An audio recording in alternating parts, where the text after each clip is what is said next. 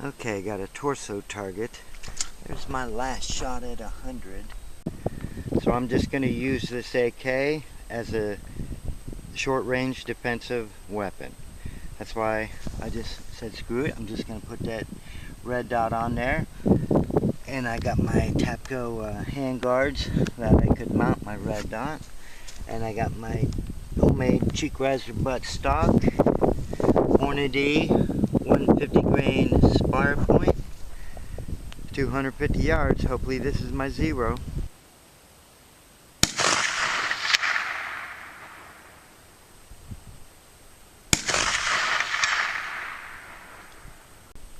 That's perfect, right below my 100. So right there. Anything below 250, I aim low, like at the stomach. That time I was aiming about right there, so the wind drifted over somewhat.